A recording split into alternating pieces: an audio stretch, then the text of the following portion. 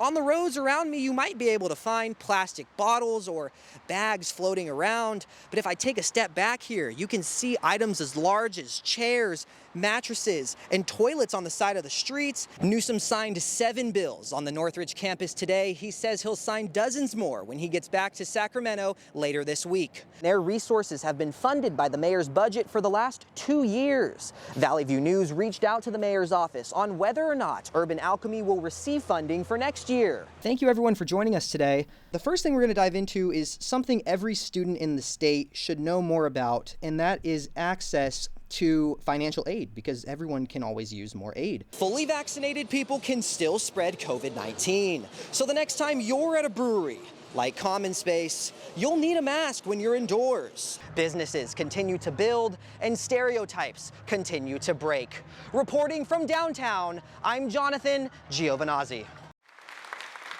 A college-style celebration at California State Northridge for the governor's signing of legislation to create the largest spending hike in California's higher education plan. It's because we had an historic budget surplus this year. The new legislation approves $47 billion for the CSU system, the UC system, and the 121 community colleges statewide.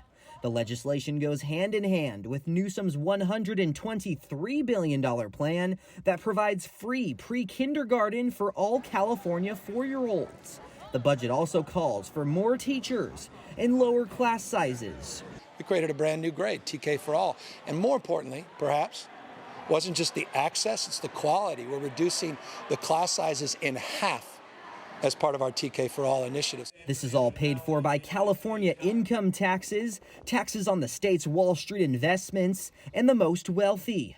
Newsom said student activism played a big role in fueling support for the bill. We're excited to see higher education continue to be funded in the governor's budget, that, teachers aren't the last thing, or that education isn't what we're talking about when we're talking about budget cuts. Increased funding will create more associate's degree transfer programs to benefit future students. Being told that, if you want to go to a CSU, you have to take these classes, which are separate than if you want to go to a UC. What they're going to be told is, here are the classes, take them, you get to the end, you transfer it. Newsom signed 7 bills on the Northridge campus today. He says he'll sign dozens more when he gets back to Sacramento later this week.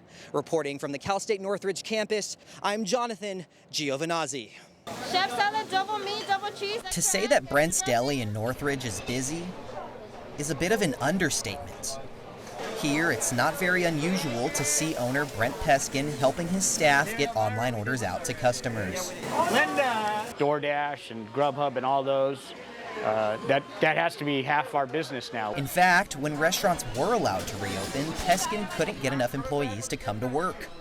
He's reduced his hours and is even providing overtime pay to some employees as he looks to fill openings. We're open for 3 hours less every day, and on Mondays we close early. All due to staffing. While Peskin struggles himself to find workers, his suppliers don't even have the staff to deliver products. My bakeries, they don't deliver 7 days a week anymore.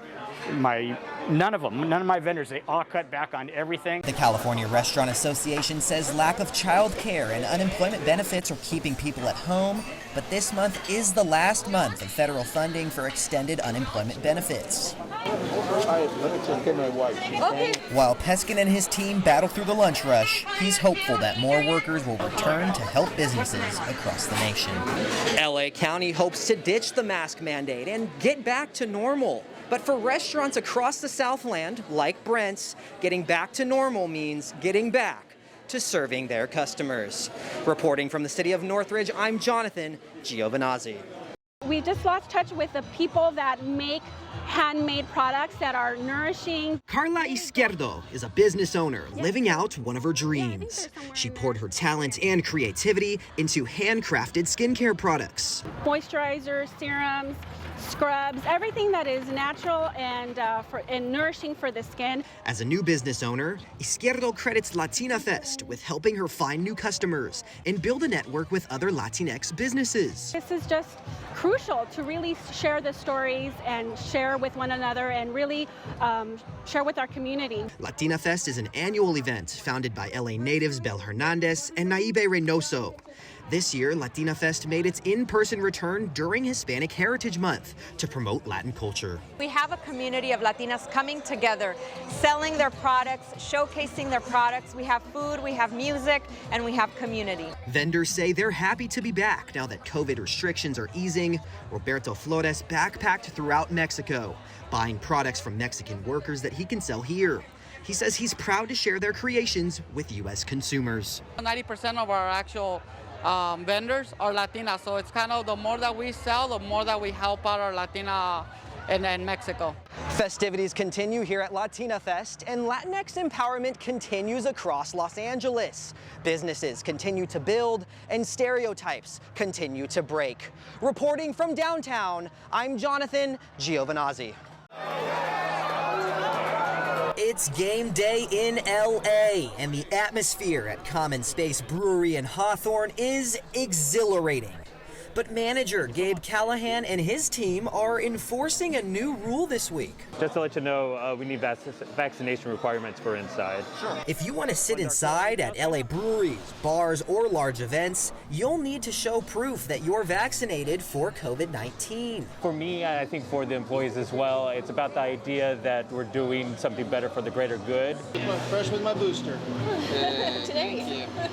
Not much has changed for Common Space. Beer is still made in-house, and customers are still flocking in like they always do. Callahan says he's not scared of losing business because his staff is polite when enforcing the mandate. We have wonderful employees that are very good and nice about it, and we're as accommodating as can be about everything. While bartenders check for cards and pour handcrafted beer, some customers, even vaccinated ones, are unsure if they agree with the mandate. I think it should still be up to the people to have their own choice on what they do to their bodies. The CDC says that fully vaccinated people can still spread COVID-19. So the next time you're at a brewery, like Common Space, you'll need a mask when you're indoors, unless you're eating or drinking. Reporting from the city of Hawthorne, I'm Jonathan Giovanazzi.